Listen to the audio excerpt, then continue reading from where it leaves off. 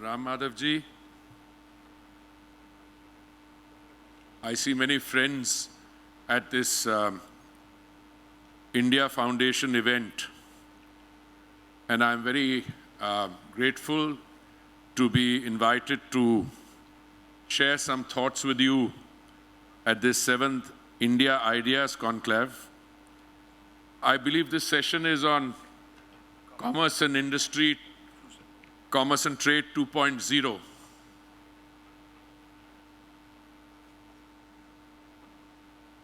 The current multilateral system which governs the, and I see a lot of veterans sitting here who have worked on that system, was essentially designed in the aftermath of the Second World War in order to provide economic stability and growth.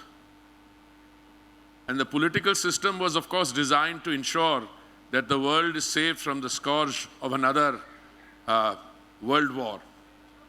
Those institutions, the Bretton Woods Institution, the General Agreement on Tariffs and Trade, and the WTO, which followed, I believe served a purpose. Many of us would applaud the economic growth that took place within that framework. But then along came a pandemic, which was unlike SARS or Ebola or H1N1. This was a pandemic which reminded you of what happened in the case of the Spanish flu at the beginning of the 20th century. And all talk of free trade, supply lines being opened, and all these transactions anchored in the rule of law suddenly became question marks. Why do I say this? Well, if you built up a health sector which was dependent on certain supply chains, and those supply chains either got disrupted or suddenly disappeared, you had to fend for yourselves. Of course, in India, which had witnessed the dismantling of the vaccine production during the years between 2004 and 14, we had the entrepreneurial skills, political resolve, and the ability to slowly get started on the healthcare sector, and that we ended up producing nearly 2 billion doses of vaccines which were administered to our countrymen almost free of cost, and we exported to the world as good citizens. But other countries were not able to do it. Why am I saying this? I'm saying this because I believe in our quest for strategic, preferential, and reciprocal trade relationships, and I'm choosing my words very carefully. If you were schooled in the Geneva School of International Trade, and I mean the GATT WTO, then words like reciprocal, preferential, strategic are always circumscribed, because they are supposed to be part, if I extend a concession to you, then both of us have to extend it on an MFN basis to the rest of the world, and so on. But suddenly when, forgive my use of language, when all hell broke loose, you had to fend for yourselves. And therefore, I believe that the endeavor to seek strategic, preferential, and reciprocal trade relationship for the sheer sake of survival in a difficult set of circumstances, whether it is semiconductors, solar panels, vaccines, active pharmaceutical ingredients, and telecom equipment, I think that became something which I personally believe is captured in our spirit of Atma Nirbharta, but is also very central to the economic and trade growth that is taking place now, for which I applaud those who are responsible. The figures I saw yesterday, the increase in foreign direct investment, I believe, is 20 times over the representative period, something like $83, $84 billion, which is, and this is in dollar terms, significant. I just met a colleague who says that he was in Silicon Valley the other day, and there's a lot of interest in India. I'm not surprised. I also believe India today following that pandemic, has emerged as a much stronger player in the international community on international trade and economic exchanges. I believe that the target of a $5 trillion economy by 2025 or a $10 trillion economy by 2030 is not only achievable, but we will get there before time. For those of you who have known me, you can perhaps be a little dismissive and say, this guy is always upbeat, always bullish on India and slightly over-optimistic. No, I have good reason to tell you why I think that. And let me share a few statistics with you on areas which you might think I am reluctant to talk about.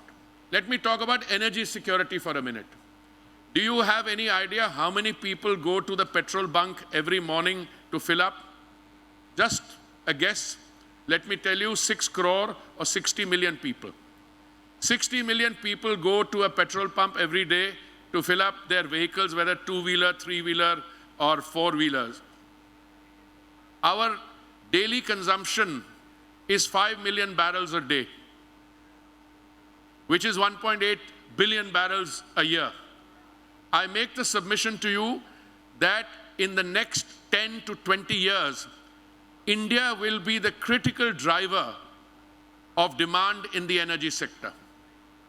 That in and of itself is, I think, a strong statement. But if I tell you what the Modi government has done in order to be able to meet that, we have a problem in the short run. I have friends from the United States sitting here. I have others. Let me tell you, a global economy on the basis of $110 a barrel oil is not sustainable. That we are not looking at just inflationary situations. In the United States, 50 years high, steepest fall in living standards in the United Kingdom. Countries around India, I don't like to name countries, but I think they suggest themselves. Sri Lanka, Nepal, other countries, Pakistan, deep trouble. That's not confined to South Asia, other countries. And yet India, thanks to the very strong political leadership and farsightedness of our people, there is no energy shortage here. We are increasing our biofuels blending, where we were at 1.4% when the Modi government came in. And I have some personal knowledge because I was ambassador to Brazil. We have taken it up from 1.4%. I think yesterday we have hit 10% already. And the target of 20% ethanol or biofuel blending, which was our target till 2030, we will achieve it in 2025. Our exploration and production, which in spite of big talk over the last several decades, had remained constant at around 7%. Not many of you know that out of the 3.5 million square kilometers of sediment area, a basin, we were only exploiting, as I said, 6 to 7%. We are taking that to 10, 15% and beyond. We've doubled the oil exploration in the northeast of the country. Yes, these are difficult times, but India will navigate through those difficult times and India will ensure energy security. I am hesitant to use the word affordability too easily these days because, you know, when petrol prices are what they are, but it is with a degree of confidence that we can say that our refining capacity, which currently is about 250 million tons per annum, is being taken up to 400 million tons per annum before too long. We will not only supply India's needs, we will also supply the needs of a large number of other countries. This, I believe, is Atmanirbharta.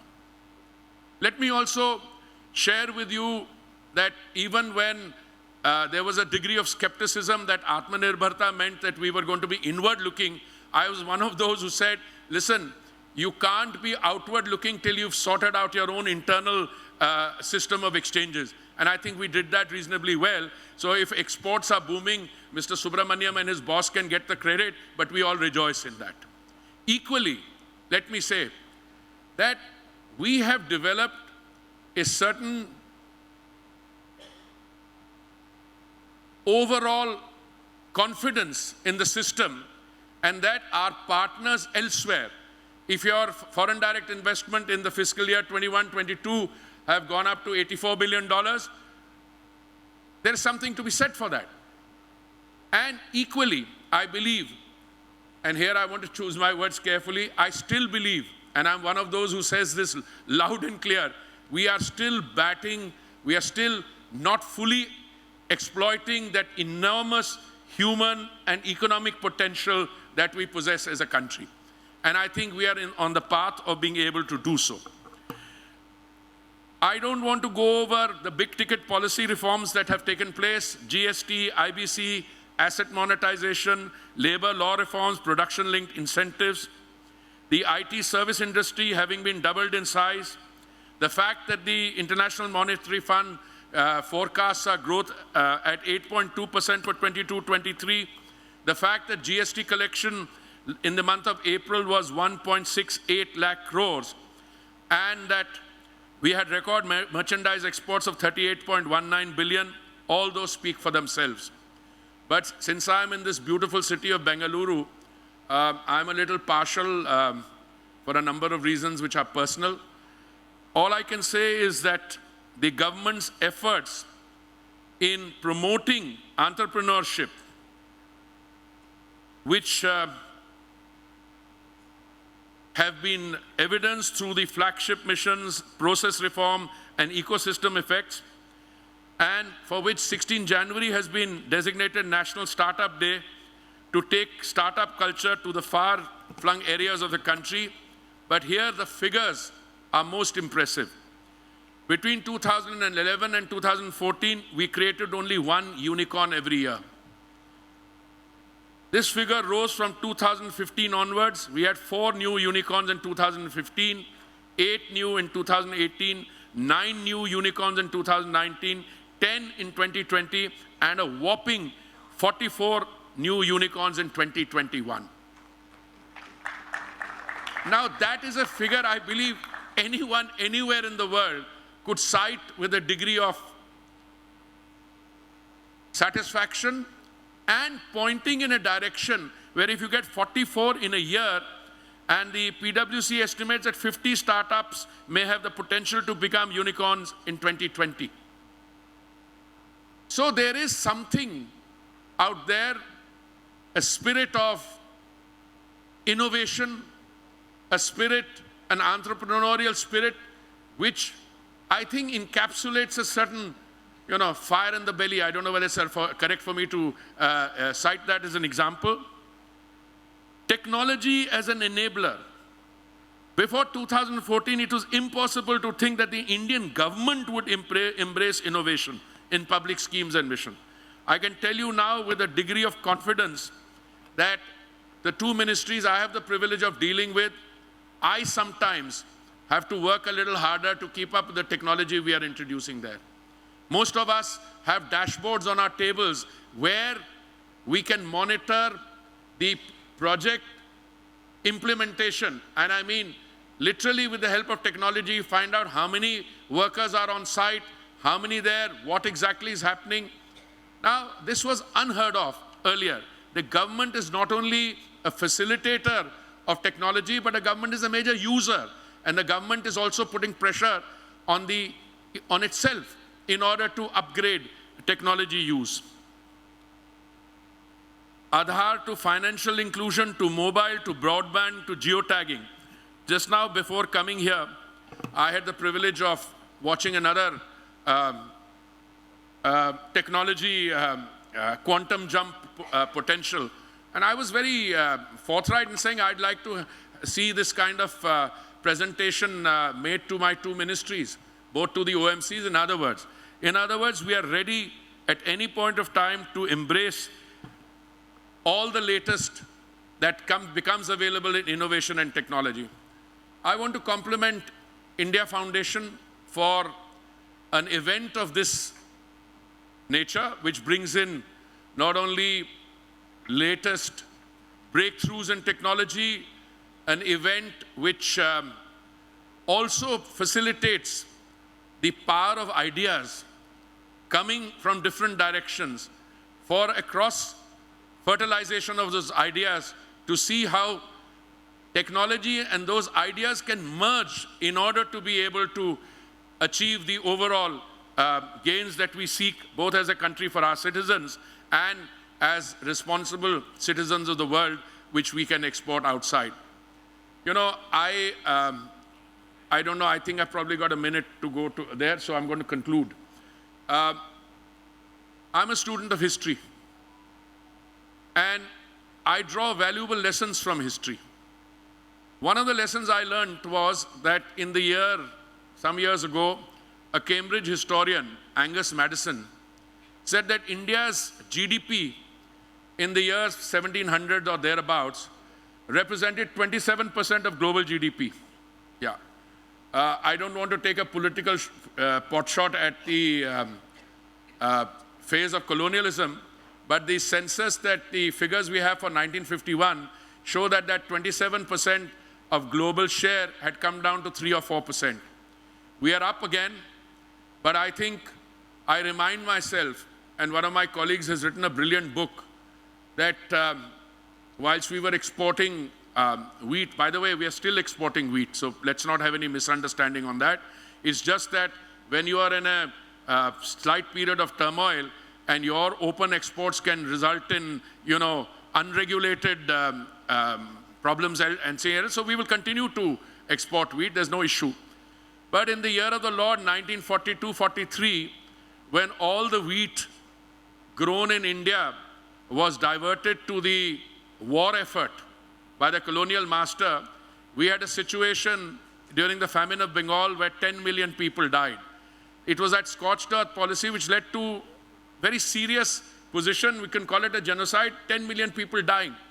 Fortunately, when you are in charge of your own decision making, and that sovereign decision making is in the hands of somebody who has both the political strength, the visionary statesmanship of our present Prime Minister, you will make sure that you will not only grow for the sake of goods and services to be delivered in your own country, but as a responsible member of the international community. And our vaccine story, I think, beautifully encapsulates that. We were able to provide vaccines throughout the world, and we will continue to discharge that responsibility. Thank you very much. I'm going to stop here, and of course, I'd be happy to take a few questions, should you have any.